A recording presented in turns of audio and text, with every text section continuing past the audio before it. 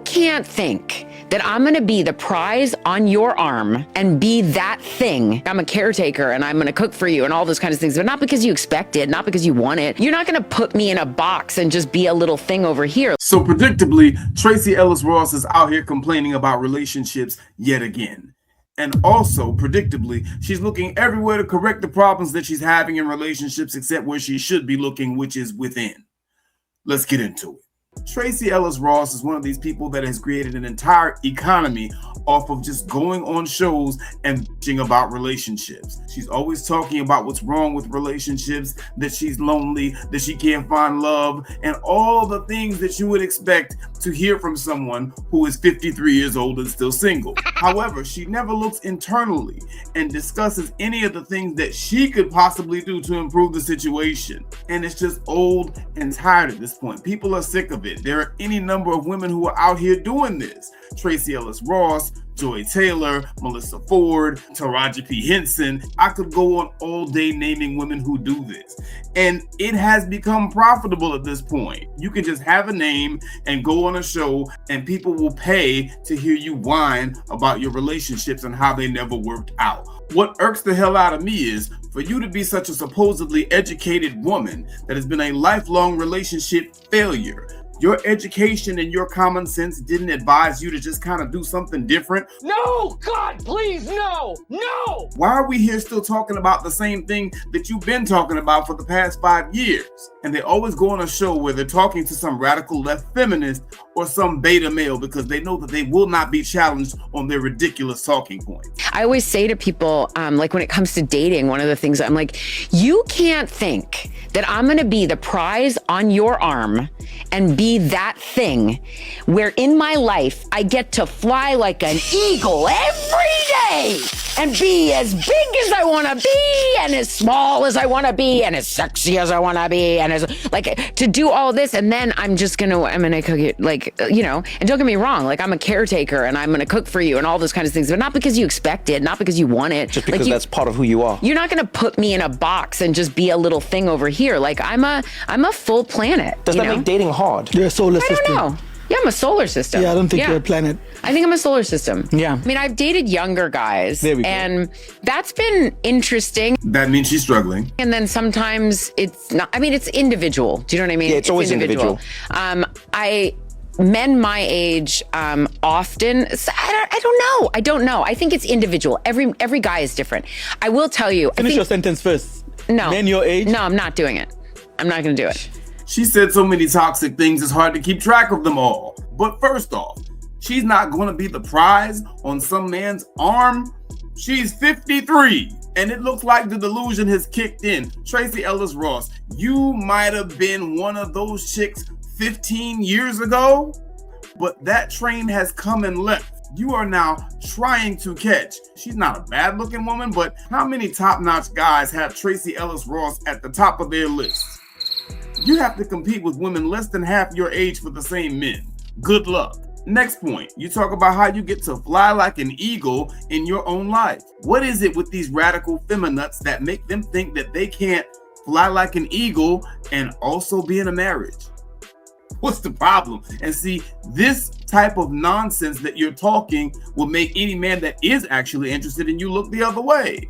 You're talking up your single life, but saying that you want a married life. You sound stupid. Then she goes into talking about how she's a caretaker and she's going to cook for you and take care of you and so forth, but not because you want her to. Again, what is it with these radical feminists that makes them think that it is an affront to society to do something for a man? When I'm sure they expect the man to do something for them, but they can't even bring themselves to say that they're going to do something for a man. This woman is insane. And then she goes on to explain how in her little brain, having expectations from a woman is putting her in a box. Then she starts talking about how, she can't fit in the box because she's a planet. And, Trevor Noah's little sidekick is like, oh, you're a solar system. So he continues to blow the smoke up her ass that has made her like this and pander, and it just gets more out of hand from there. Oh, and at the end, Trevor Noah's little sidekick there was trying to get her to go back to what she said in her prior interview about men being steeped in toxic masculinity that are in her age group. He was trying to get her to throw men under the bus again so he could get another viral moment with his ass. But she didn't do that. So I'll give her some credit for that. But I'm still going to play that clip. Men my age are steeped in a toxic masculinity and have been raised in a culture where there is a particular way that a relationship looks. And anything that starts to smell of that for me, I did enough of it where I was controlled and felt like I was a possession or whatever those things were, or prize I have no interest in it, and I will not do it again. She looks like she's moving away from it, but this is from whence she came. And predictably after that, there was this segment about this random woman and some victim talk that didn't really make a lot of sense. But you know who we're talking about, so we kind of expected a bit of that. She kept it to a minimum, though. But I found it interesting that she was willing to define her entire life through one lens alone, when every other metric, and I mean every other, she's in shape, she's But you healthy. know I've done speeches about this. Really? Oh, yeah.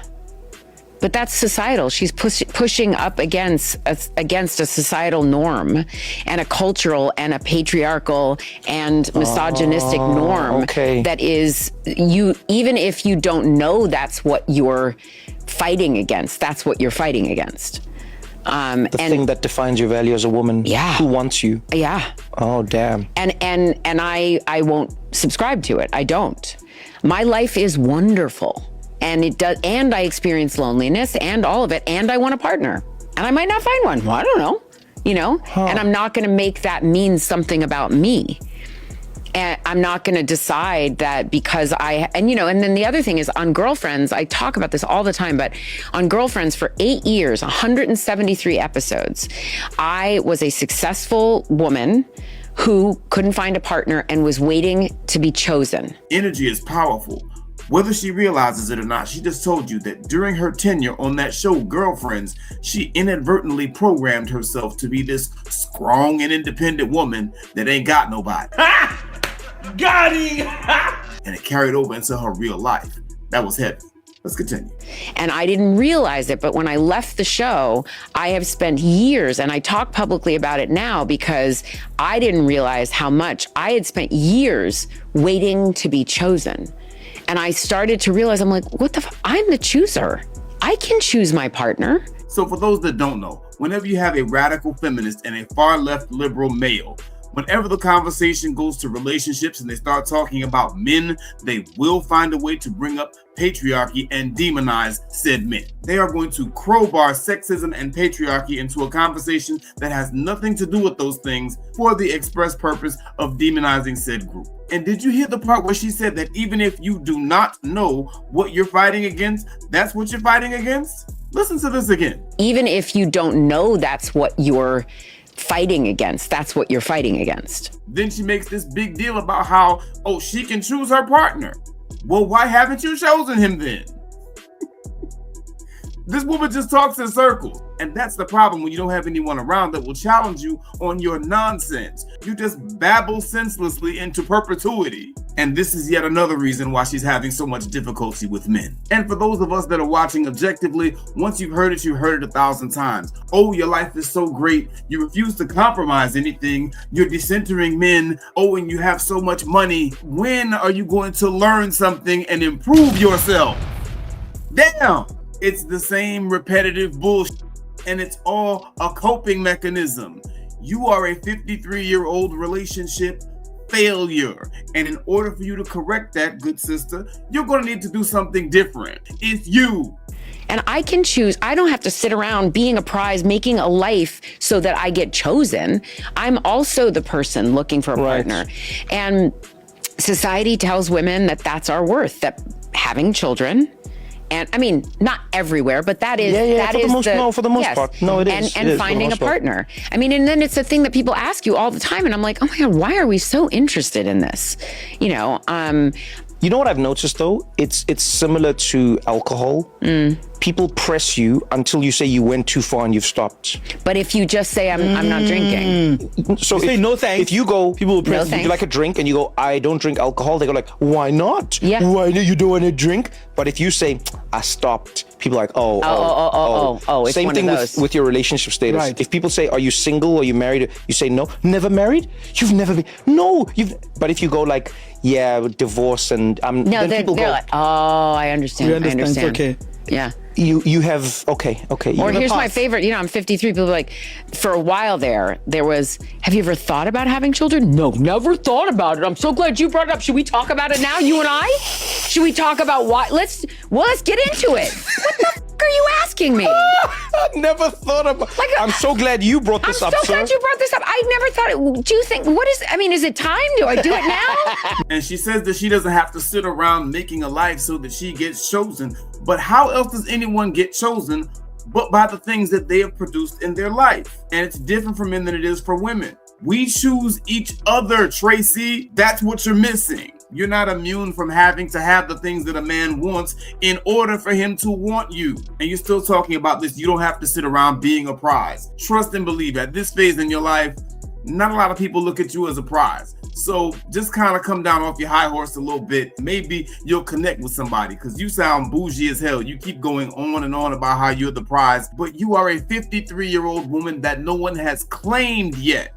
People claim prizes, right? Not that I'm saying you can't catch, sister. I'm not saying that, but it may be a bit off-putting to some of the men who might want to holler at you how self-aggrandizing you are.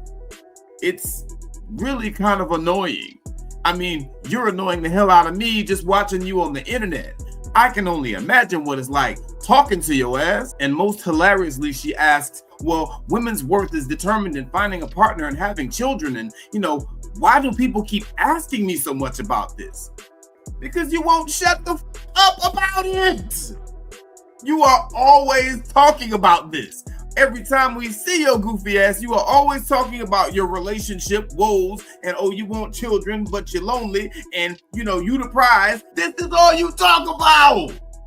Anybody else can ask this question but you. Then she starts tripping out because people are asking her about kids and like if she's ever thought about it. And this is making her head explode. She can't understand why people are doing that.